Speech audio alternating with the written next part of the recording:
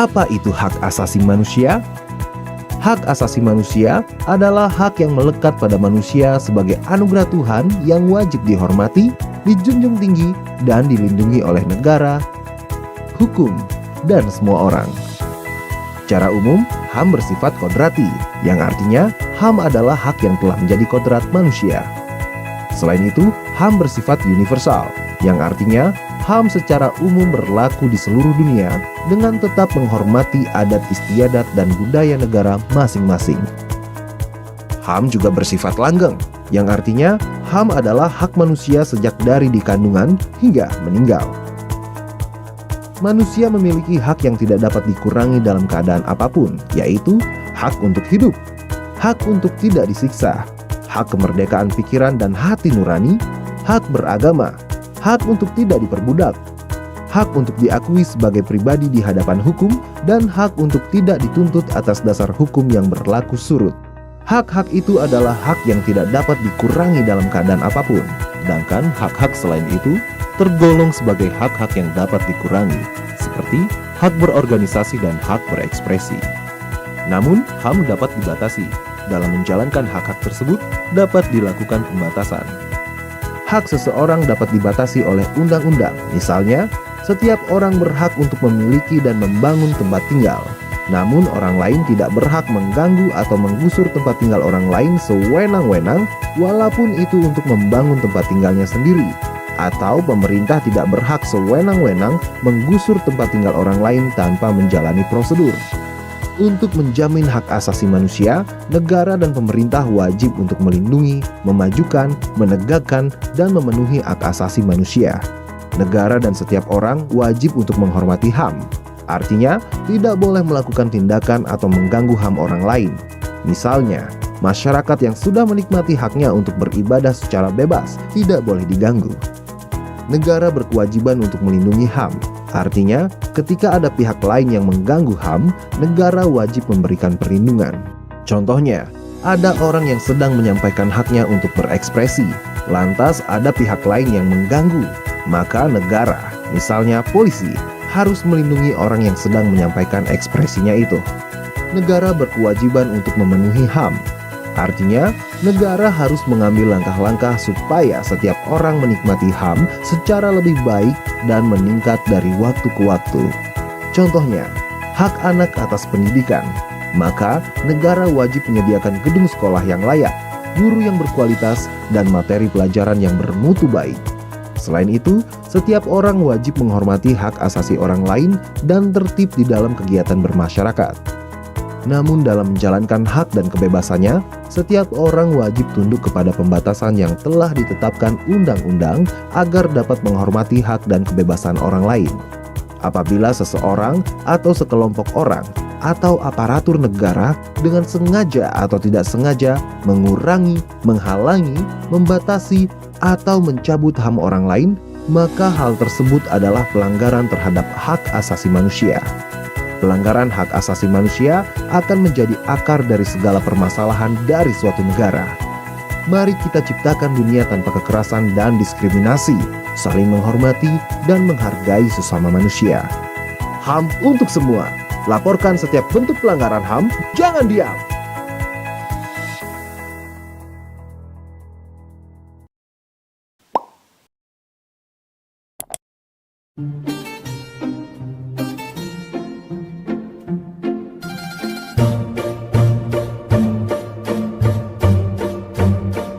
Perkenalkan, saya Armaya Pranustuti. Saya Satria Widiansa. Saya Putri Sari Nur Aini. Saya Bisa Fatwa. Saya Anandia Ningsih Rusmika Putri. Saya Wahdan Nathan Fatah. Jadi untuk hak asasi manusia itu sendiri adalah kebebasan dan hak bagi semua orang tanpa memandang ras, jenis kelamin, agama, atau bangsaan. Melindungi hak asasi manusia itu penting karena semua individu itu berhak mendapatkan perlindungan hukum yang adil dan setara tanpa terkecuali. Hak asasi manusia menurut saya itu adalah hak yang ada pada setiap individu sejak mereka lahir tanpa memandang jenis kelamin, ras, ataupun kebangsaan. melindungi HAM itu penting karena setiap individu itu berhak mendapatkan perlakuan hukum yang sama dan setara. Menurut saya pribadi, hak asasi manusia itu adalah hak atau kebebasan bagi semua orang tanpa memandang agama, ras, suku, dan bangsa. Dan mengapa menurut saya hak asasi manusia itu penting? Karena hak asasi manusia itu melindungi kita untuk mendapatkan kesetaraan hukum yang sama tanpa memandang apapun itu. Menurut saya, hak asasi manusia adalah sebuah konsep hukum yang normatif yang menyatakan bahwa manusia memiliki hak yang melekat pada dirinya karena ia adalah seorang manusia. Menurut saya, hak asasi manusia adalah hak yang dimiliki atau dibawa manusia secara hidup. Mengapa hak asasi manusia itu penting? Karena setiap individu berhak menjalani kehidupan sesuai dengan apa yang dibutuhkan masing-masing individu. Menurut saya, penerapan hak asasi manusia di Indonesia seiring berjalannya waktu itu sudah sesuai. Namun masih ada beberapa terjadi pelanggaran hak asasi manusia di Indonesia itu, seperti contohnya itu peristiwa Tanjung Priok yang terjadi pada tahun 1984 antara aparat dalam warga sekitar memicu peristiwa terjadi akibat masalah sara dan unsur politis. Menurut saya penerapan HAM di Indonesia sekarang sudah jauh lebih baik, tetapi tetap saja ada pelanggaran HAM yang terjadi saat ini, seperti contohnya seorang warga yang mengadakan acara keagamaan dikecam oleh tetangganya, dianggap mengambil ketertiban umum hanya karena si tetangga itu tidak menganut agama tersebut. Menurut saya, hak asasi manusia seiring perkembangan zaman sudah sesuai. Walaupun banyak terjadi di sekitar kita, contohnya seperti kasus bullying, pelecehan seksual, dan banyak sebagainya. Menurut saya, penerapan hak asasi manusia di Indonesia itu seiring berjalannya waktu sudah sesuai. Namun masih ada terjadi pelanggaran atau pelanggaran HAM di Indonesia, seperti contohnya itu penolakan pembangunan gereja di daerah Cilegon di Indonesia.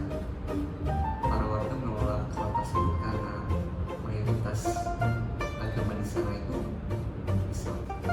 Menurut saya, penerapan hak asasi manusia di Indonesia sudah sesuai. Walaupun masih sering terjadi pelanggaran hak asasi manusia. Lalu contoh pelanggaran hak asasi manusia di Indonesia adalah pembunuhan, seperti peristiwa penembakan misterius pada tahun 1982 sampai 1985. Penerapan hak asasi manusia di Indonesia sudah mengalami perkembangan, akan tapi masih ada banyak tantangan yang harus diperbaiki. Misalnya seperti contoh kekerasan terhadap perempuan dan diskriminasi terhadap kelompok agama yang minoritas. Menurut saya, penerapan hak asasi manusia di sekitar lingkungan kampus itu kurang sesuai karena masih ada beberapa pelanggaran HAM seperti pelecehan seksual. Pelecehan seksual itu terjadi karena mengacu pada ekspresi seksualitas manusia terhadap orang-orang yang tidak dapat memberikan persetujuan yang sebenarnya, serta mereka yang ditekan, diintimidasi, diancam, dikurung, ditekan secara psikologis atau disalahgunakan.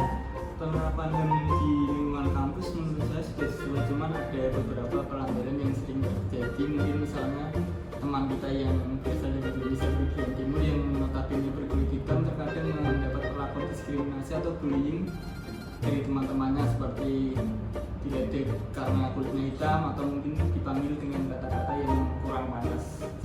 Menurut saya, jika dilihat dari seluruh kampus di Indonesia, pelanggaran hak asasi manusia sudah sesuai, walaupun masih banyak kasus yang terjadi. Contohnya seperti pelanggaran yang terjadi di kampus, biasanya pelanggaran faktor internal yang masih menjunjung tinggi nilai budaya senioritas yang cukup kental. Biasanya terjadi ketika orientasi kampus atau pengkaderan di organisasi mahasiswa. Menurut saya, kebebasan asasi manusia di lingkungan kampus itu sudah sesuai karena pihak kampus sendiri memberikan mahasiswa kebebasan pendapat dan berekspresi serta kebebasan berkumpul dan berorganisasi.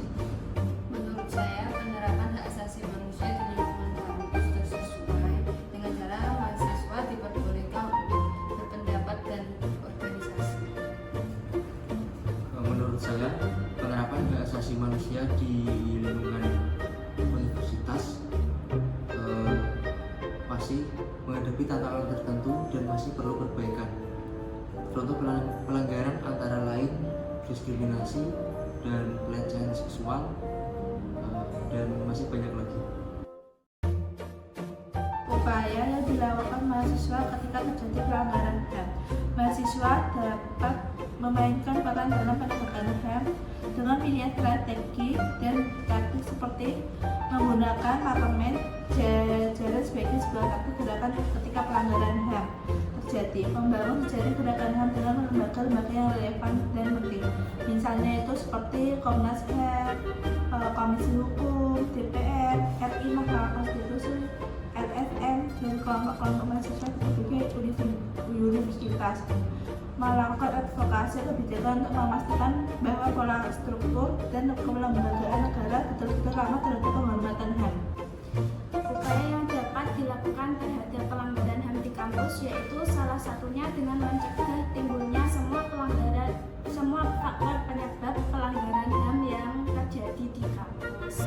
Menurut saya, upaya yang dapat dilakukan oleh seorang mahasiswa dalam menghadapi pelanggaran hak asasi manusia di lingkungan kampus adalah dengan satu, melaporkan kepada pihak berwenang dan organisasi terkait perlindungan hak asasi manusia tersebut. Dua, melakukan dan mencari dukungan melalui media sosial untuk menagih kasus tersebut. Upaya yang saya lakukan ketika saya mengetahui ada pelanggaran HAM yaitu segera melaporkan kepada pihak berwajib.